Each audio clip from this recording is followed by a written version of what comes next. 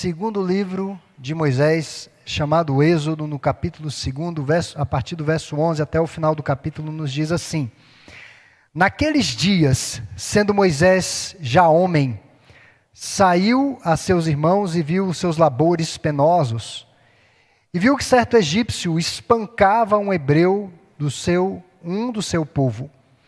Olhou de um e de outro lado, e vendo que não havia ali ninguém, matou o egípcio e o escondeu na areia. Saiu no dia seguinte, e eis que 2 hebreus estavam brigando, e disse ao culpado: Por que espancas o teu próximo? O qual respondeu: Quem te pôs por príncipe e juiz sobre nós? Isso aqui é muito importante. Quem te pôs por príncipe e juiz sobre nós? Pensas matar-me como mataste o egípcio? Temeu, pois, Moisés e disse: Com certeza o descobriram. Informando desse caso, procurou Faraó matar a Moisés, ou informado desse caso, procurou Faraó matar a Moisés. Porém, Moisés fugiu da presença de Faraó e se deteve na terra de Midian e assentou-se junto a um poço. O sacerdote de Midian tinha 7 filhas, as quais vieram a tirar água e encheram os bebedouros para dar de beber ao seu rebanho ou ao rebanho de seu pai. Então vieram os pastores e as enxotaram dali. Moisés, porém, se levantou e as defendeu e deu de beber ao rebanho. Tendo elas voltado a Reuel, seu pai, este lhes perguntou: Por que viestes hoje mais cedo? Responderam elas: Um egípcio nos livrou das mãos dos pastores e ainda nos tirou água e deu de beber ao rebanho. E onde está ele? Disse às filhas: Por que deixastes lá o homem? Chamai-o para que coma pão. Moisés consentiu em morar com aquele homem, e ele deu a Moisés a sua filha Zípora, a qual deu à luz um filho, a quem ele chamou de Gersom, porque disse: Sou peregrino em terra estranha. Decorridos muitos dias, morreu o rei do Egito. Os filhos de Israel gemiam sob a escravidão, sob a servidão, e por causa dela clamaram, e o seu clamor subiu a Deus. Ouvindo Deus o seu gemido, lembrou-se de quê? Da sua aliança com Abraão, com Isaque e com Jacó. E viu Deus os filhos de Israel e atentou para a sua condição.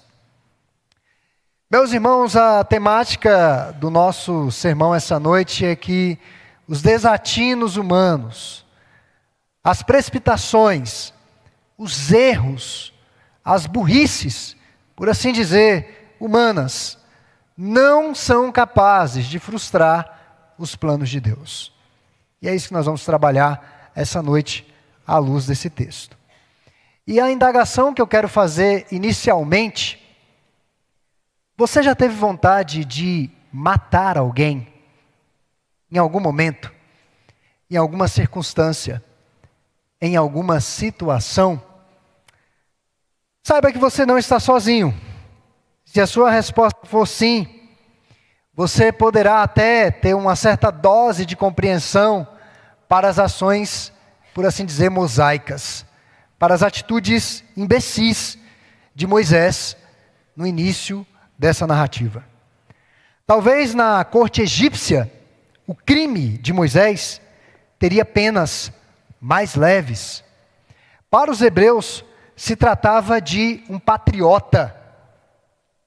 O capataz, segundo os melhores comentaristas bíblicos, surraria aquele hebreu até a morte. Essa seria a condição. Os melhores comentaristas enxergam aquele momento de punição, ali no contexto de servidão, como prenúncio da execução de mais um hebreu sob o jugo de escravidão. Muitos poderiam dizer: Moisés deu ao capataz o que ele merecia. Ele merecia ser morto. Estevão, grande diácono pregador, ele tem uma compreensão tanto quanto diferente em relação a esse episódio envolvendo Moisés. Lá em Atos, capítulo 7, verso 22 a 24, na sua pregação, na sua mensagem, ele diz assim: e Moisés foi educado em toda a ciência dos egípcios e era poderoso em palavras e obras. Quando completou 40 anos, veio-lhe a ideia de visitar seus irmãos, os filhos de Israel. Vendo um homem tratado injustamente, tomou-lhe a defesa e vingou o oprimido, matando o egípcio.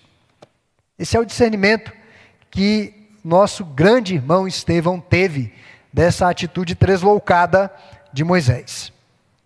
Grandes teólogos bíblicos ao longo da história, comentaristas, tentaram isentar Moisés do homicídio. Muitos tentaram fazer verdadeiros malabarismos hermenêuticos e de interpretação para que Moisés não fosse enquadrado no crime de homicídio. Mas, irmãos, o que ele fez foi errado. Foi errado e ele carregou essa culpa por 40 anos deserto afora. Foi errado e ele sabia disso. Tanto que, quando é confrontado na sequência pelos seus compatrícios, ele foge. Porque ele sabia das consequências que viriam sobre ele. De fato, as consequências vieram, o seu crime o encontrou. O que ele fez foi errado porque era absolutamente desnecessário. Desnecessário. Moisés não precisava matar aquele egípcio para tirar aquele jugo de sobre um de seus irmãos. Ele não precisava chegar àquele extremo. Ele poderia ter protegido o hebreu sem matar o capataz. O que vai acontecer na sequência da narrativa? Ele protege aquelas mulheres daqueles pastores que estavam ali atrapalhando a vida delas, e isso era contínuo, porque quando elas chegam em casa mais cedo, o pai diz assim: ué, mas vocês chegaram mais cedo? O que aconteceu? Não teve nenhum embaraço, nenhum impedimento? E a confusão basicamente era a seguinte: elas tiravam água e os pastores pegavam a água para eles. Depois elas tiravam água e eles pegavam água para eles. E era aquela confusão. Moisés usou de todas as artes marciais do Egito, porque ele era treinado nas artes marciais, ele era treinado na ciência, e ele conseguiu desfazer toda aquela situação sem matar ninguém naquela tarde. Então ele não precisava matar. Moisés não integrava o sistema judiciário. Aquilo foi um abuso de poder. Não competia a ele fazer a justiça. Mas eu quero tratar essa noite para algumas realidades que essa passagem bíblica vai nos apontar. A primeira realidade, cuidado com a raiva. Versos 11 e 12. Moisés sabia que a sua ação estava errada, tanto que ele procurou ocultar da maneira mais esdrúxula possível. Ele enterrou o egípcio na areia. Olha só que coisa besta. Até parece que aquilo não ia ser descoberto logo, na areia. Se ele entendesse que o que ele fez era correto, era certo, ele não teria ocultado. E ele imaginou que ninguém tinha visto. Ele imaginou que estava tudo bem. Obviamente que matar alguém é quebra do sexto mandamento, é assassinato.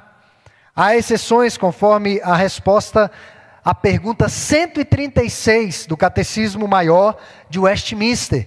E a resposta é basicamente a seguinte: os pecados proibidos no sexto mandamento são tirar a nossa vida, o suicídio, ou a de outrem, exceto em que?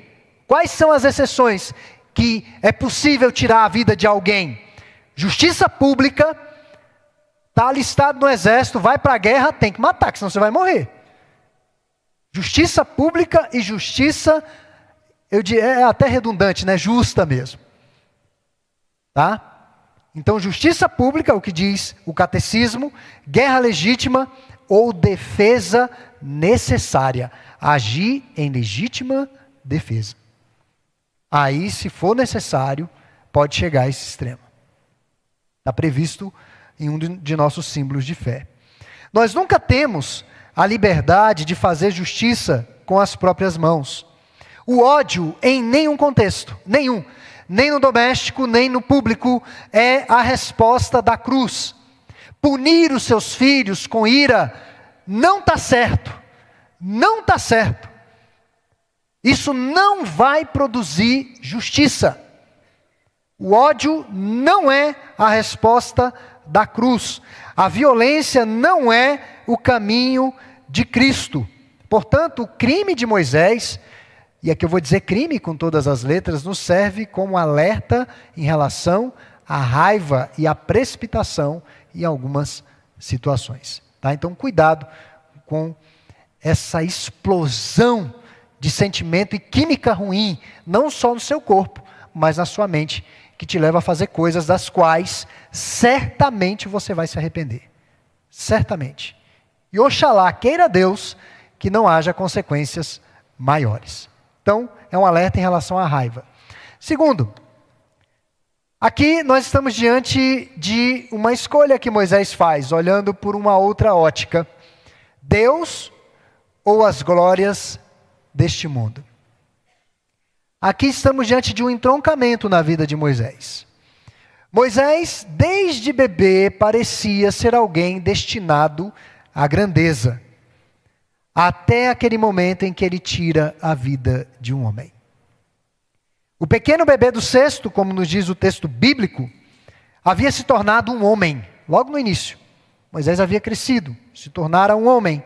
Após ter sido educado no Egito, e como diz Estevão, sendo poderoso em palavras e obras, ou seja, um homem formado, um homem de 40 anos, formado, completamente formado, com a sua cosmovisão de mundo, em plena pujança da sua juventude, já sabedor de muitos dos seus propósitos de vida, mas não havia sido desconectado das suas raízes hebraicas, que alimentavam as suas crenças e o seu caráter. Por isso que ele vai visitar ali o povo subjugado. E dentro da cultura egípcia da época, os trabalhadores e os trabalhos braçais não eram valorizados devidamente. Se hoje nós achamos uma diária doméstica de R$200, em alguns lugares R$250 um absurdo, imagine naquela época.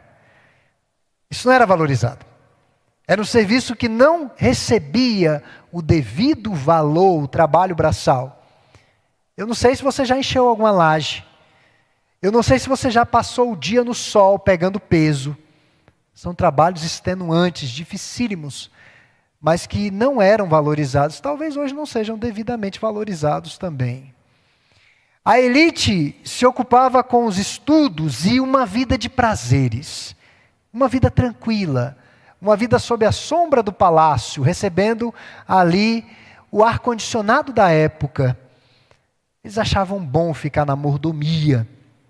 De fato, duas classes de pessoas: escravos, descritos como mortos-vivos, verdadeiros animais de carga, e a elite, que desfrutava de todos os prazeres possíveis.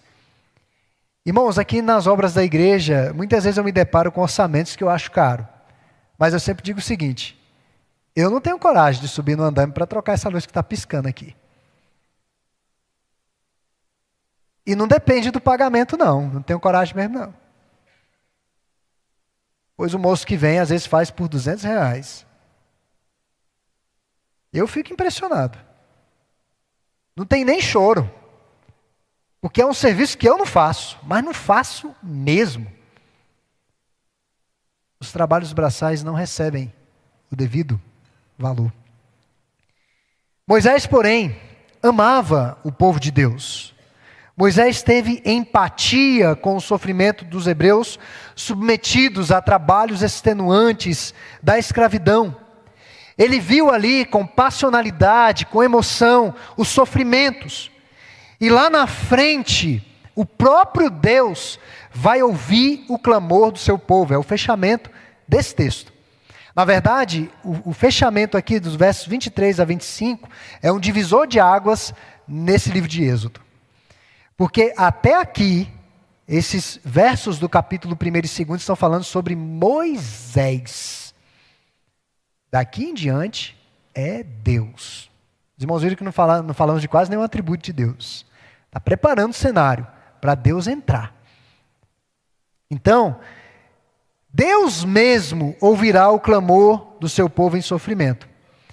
Em sua empatia pelo povo da aliança, por isso que o texto fala que quando Deus ouve o clamor do seu povo, Ele lembra da aliança que Ele fez com Abraão, com Isaac, com Jacó, com Abraão especificamente, com os pedaços dos animais partidos às duas metades e Deus passando solitariamente entre os pedaços, porque só Deus teria capacidade de cumprir os termos da aliança. Deus se lembrou da aliança.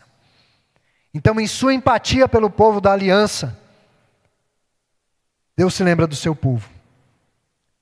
Mas, em sua empatia pelo povo da aliança, aqui nos versos 11 e 12, humanamente falando, Moisés tinha tudo a perder e nada a ganhar. Ficar do lado dos escravos. Do lado dos escravos. Ele que era da elite. Tanto que ele era da elite, e a gente olha pelo histórico, a gente vai ver muitos aspectos da história do Egito. Os homens recebiam uma maquiagem muito pesada nos olhos, e eles ficavam com características do povo egípcio. Tanto que Moisés sai, foragido, ele era um fugitivo da lei, mas quando as mulheres o veem, elas já associam com quem? Com o Egito. Foi um egípcio. Um egípcio que nos livrou das mãos dos pastores. Porque Moisés carregava no seu corpo as marcas da cultura egípcia. Ele tinha muito a perder, praticamente tudo a perder e nada a ganhar. Moisés abre mão então aqui de sua posição, dos prazeres e da sua própria prosperidade. Ele rejeitou as 3 grandes tentações do mundo. Uma vida narcisista, voltada para si mesmo, uma vida hedonista, entregue aos prazeres, ignorando o sofrimento alheio, e uma vida materialista. Moisés ignora todas essas tentações. Ele se identifica com o sofrimento do povo.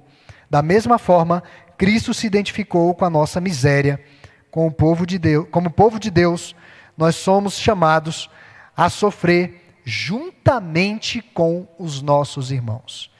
Esse é um dos chamados principais da igreja. Por isso nós somos igreja. A sofrer juntamente com os nossos irmãos. Mesmo que eles sofram perseguição. Estão perseguindo a igreja e nós somos a igreja. Sofrimentos esses que são expressão da nossa identificação com Cristo e a sua igreja. E uma das perguntas que nós devemos nos fazer: a quem pertence a nossa lealdade última? A quem pertence a nossa lealdade? Aos homens, a um sistema ou a Deus? A nossa consciência está presa a quem? Às contingências, ao momento ou a Deus? Mas além do cuidado com a raiva, a escolha, esse entroncamento vai aparecer sempre entre as glórias do mundo e a glória de Deus. Uma outra realidade de Deus, uma outra realidade desse texto, é que não pela força do meu braço, mas pelo poder de Deus. Não pela força do meu braço. Como temos dificuldade de entender isso. Como temos dificuldade. Já conversei com pastores que o pastor muitas vezes é colocado numa posição de salvador, né? Ele está em tantas situações, tem que ter palavras prontas para todas as ocasiões, e situações das mais diversificadas possíveis, e com pastores, e eu conversei com pastores que às vezes ficaram numa UTI, de repente estavam numa UTI usando fralda e sendo cuidados. Não é pela força do nosso braço, não é pela nossa genialidade, mas é pelo poder de Deus. Moisés tinha a motivação certa, e aquilo, de certa forma, estava alinhado com o chamado de Deus para ele. Ele seria o libertador do povo, mas não naquele momento, não naquela condição, não com aqueles métodos. Tanto que ele comete o crime, E no dia seguinte, quando ele vê lá a confusão dos hebreus, ele tenta aliviar, porque a coisa estava galgando. E aqui vale uma observação importante, irmãos. Aquele povo escravo, ele viveu sob o jugo duro de escravidão. O texto bíblico coloca vários adjetivos para essa dureza. Eles aprenderam foi violência, eles respondiam com violência. Uma casa de nordestinos que todo mundo fala alto, dificilmente vai ter um nordestino que fala baixo. Porque ele não vai ser ouvido. Ele vai ter que falar alto também. E eu já disse para os irmãos que lá em casa os vizinhos pensavam que às vezes tinha uma confusão muito grave. Mas não era normal. Era normal. E às vezes quando eu falava com meu pai, mas para que gritar e falar alto? Não, porque eu sou sadio dos pulmões. Eu tenho que falar alto mesmo. Não, pai, mas não é por aí. Então, a resposta que o povo de Deus dava era justamente pelo ambiente que eles viviam. Aquela discussão mais forte, aquele debate que parecia ir às vias de fato, era a maneira como o povo vivia, era uma resposta à escravidão deles. As filhas de Ló. Nós ficamos pensando como as filhas de Ló, elas têm relação sexual com ele. Porque era a maneira como Sodoma e Gomorra viviam, na promiscuidade. E foi a maneira como elas responderam.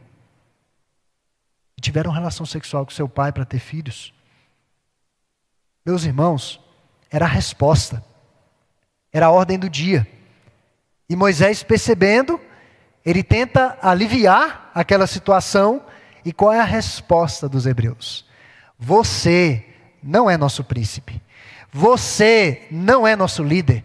Você não é o nosso libertador. Quem é você? Isso daí Moisés vai lidar 40 anos no deserto. 40 anos no deserto, a sua autoridade sendo questionada e sendo colocada em xeque. Mas naquele momento Moisés não era o libertador mesmo. Ele não havia sido ainda chamado. Isso vai acontecer no capítulo 3. Então, Moisés tinha a motivação certa, mas ele usou os métodos errados, justiça com as próprias mãos. Moisés queria realizar e salvar com as próprias mãos. Literalmente, a força do seu braço. Algo totalmente insuficiente e inefetivo, e isso é até hoje. A força do braço é insuficiente e inefetiva. Ele fugiu para o deserto e por lá ficou 40 anos. Deus queria assegurar que a libertação do seu povo seria unicamente pelo seu poder, e não pelo poder de algum homem. Unicamente pelo seu poder. Os nossos méritos diante de Deus não valem absolutamente nada no que diz respeito à salvação. Nada mesmo. Os nossos títulos, a nossa posição, os nossos labores, isso não vale nada diante de Deus para a nossa salvação. A salvação acontece unicamente pela fé em Cristo Jesus. Não podemos ser salvos porque fomos batizados na infância, pela tradição evangélica ou presbiteriana das nossas famílias, por nosso exemplo como bons cidadãos, como membros de uma família, e muito menos pelos exercícios espirituais, piedade, obras de caridade que venhamos eventualmente a nos envolver. Nada disso é suficiente para garantir a nossa salvação. Moisés ficou exilado no dia seguinte do homicídio e ele foi para Midian. Moisés havia sido descoberto. Versos 13 a 15. Estava correndo risco de morte. E os israelitas aqui rejeitam a sua liderança. E sabe que os escravos estavam certos? Eles estavam corretos. Como que um assassino vai ser um reconciliador? Já parou para pensar nisso? Como que um assassino que matou alguém vai reconciliar alguém que está numa briga? Tem como. Não dá, irmãos. Não dá mesmo. Os escravos o trataram com insolência. E como eu disse, essa foi a primeira de muitas vezes que a autoridade de Moisés foi questionada. Ele precisaria de muito tempo para conquistar o respeito de alguns hebreus, e ainda assim foi difícil para Moisés. Mas além do cuidado com a raiva, a escolha entre as glórias do mundo e a de Deus, a salvação pela graça e poder de Deus, uma última realidade que esse texto nos apresenta é que é necessário aprender com os erros. É necessário aprender com os erros.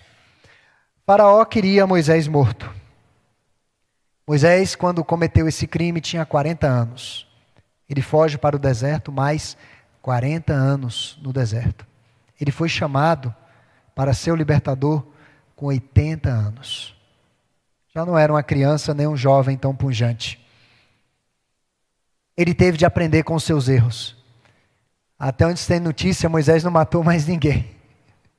Embora tenha tido raiva em muitos momentos.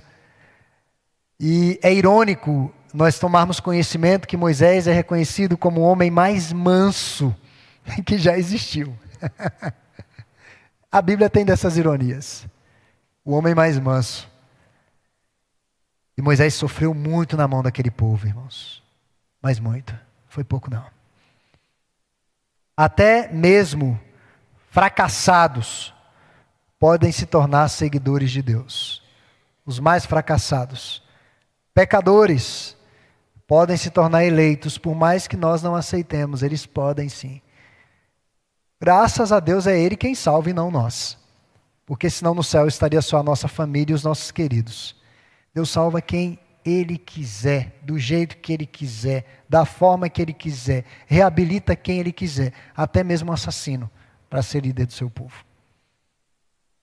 Chegando em Midian, ele defendeu as jovens mulheres de pastores rudes, sem porém matar aqueles pastores.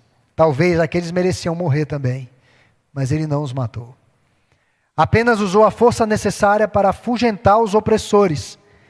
E aqui, efetivamente, pela primeira vez, ele agiu como um libertador. E ainda ajudou dando água aos seus rebanhos. Voltando à questão das tarefas braçais, reputadas como tarefas, assim, desprezíveis. Era tarefa para a mulher fazer, pois Moisés foi lá e ajudou elas a dar água para os animais. Eu acho que o que deixou elas mais impactadas foi isso. Um homem, um egípcio da elite, pela roupa que ele estava usando, pela maquiagem que estava no rosto dele, na cara dele, ele era um homem da elite. Um homem que não era dado a esses serviços. Mas além de defendê-las, ele ainda deu água para os animais. Ele se curvou para servir, e ao servir estava aprendendo a liderar. Teve de aprender a controlar o seu temperamento e servir. Moisés teve de passar 40 anos aprendendo uma lição muito simples. Que ele não era nada, o seu conhecimento não era nada, e Deus era tudo. Tanto que quando ele é chamado aos 80 anos, ele diz: Senhor, eu não consigo nem falar. Eu não consigo nem falar. Deus diz: não, vai ter um que vai falar para você. Não consigo nem falar. Nós vamos falar sobre essa questão mais à frente. Mas é só para os irmãos já irem vislumbrando o chamado de Deus na vida de Moisés.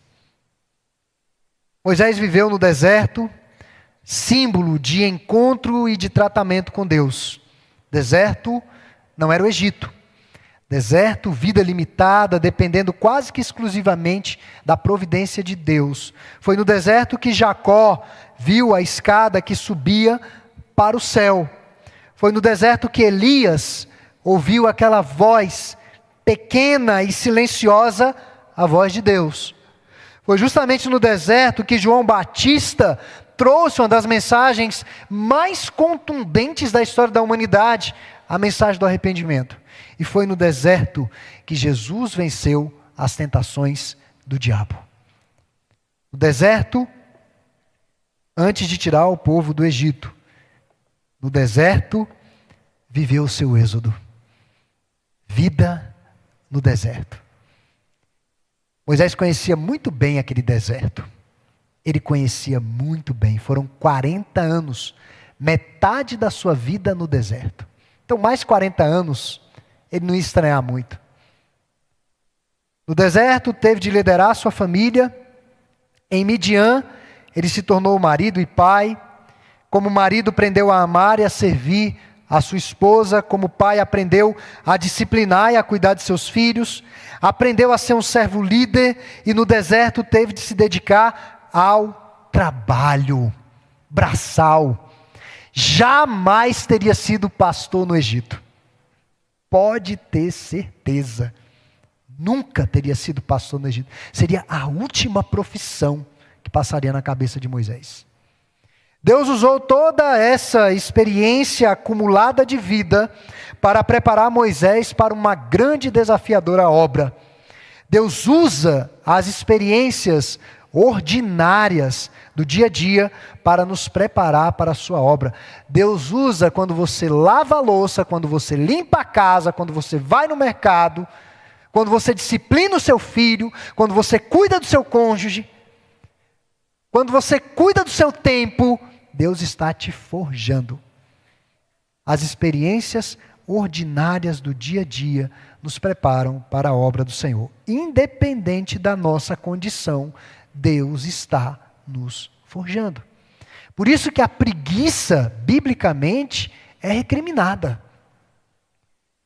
É recriminada tanto no Antigo quanto no Novo Testamento. É um absurdo. Paulo chega a dizer que aquele que é preguiçoso, que ele não coma. Ele não coma quem é preguiçoso. E o preguiçoso arrumou uma filosofia lá em Tessalônica, que Jesus está voltando, então eu vou vender tudo, não vou trabalhar mais, porque Jesus está voltando. Paulo diz, olha, essas pessoas não devem nem comer, porque a preguiça é a mãe da miséria. Moisés teve de meter a mão na massa.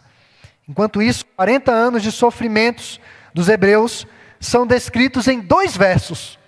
Versos 22 e 23. 40 anos de sofrimentos descritos em 2 versos. A morte de Faraó, descrita pelo texto bíblico, sinaliza o tempo da volta de Moisés para o Egito. É tempo de voltar. O sofrimento do povo era tamanho que eles conseguiam apenas clamar a Deus. E aí eu quero finalizar, já fizemos várias aplicações, né, mas com essas daqui, reprisando o que já falamos. Então, cuidado com a raiva. Deus ou as glórias do mundo, não pela força do meu braço, mas pelo poder de Deus, é necessário aprender com sofrimentos. E uma última, Deus ouve, Deus lembra, Deus vê e Deus sabe. E aqui é um marco para a entrada de Deus na história. Versos 24 e 25. Ouvindo Deus, o clamor do seu povo. Deus ouve. Lembrou-se, Deus lembra. Ele não se esquece. E viu Deus, ele está enxergando. E Deus sabe. Ele atentou para a condição do seu povo. Agora, meus irmãos, Moisés sai de cena. E Deus entra na história, ou no palco da história do seu povo. Uma tentativa de libertação desastrada, para dizer o mínimo. Agora Deus entra nessa equação. Deus de fato fará algo. Ele é o Deus que se lembra da sua aliança. A promessa, ainda feita a Eva em Gênesis 3,15, ela vai ser cumprida. Os egípcios não vão destruir o povo da aliança. Não vão. Vale a pena orar ao nosso Deus. Nem sempre Deus vai responder de acordo com as nossas expectativas, mas sempre nos responderá de maneira que traga glória ao seu nome. Essas verdades, essa noite, encham os nossos corações da esperança em suas grandes e muito ricas promessas. Que nós não nos percamos em meio às tribulações, às nossas ações desastradas e não bíblicas, mas que nós confiemos no nosso Deus. Deus ouve, Deus lembra, Deus vê E Deus sabe. Ele sabe o que está fazendo.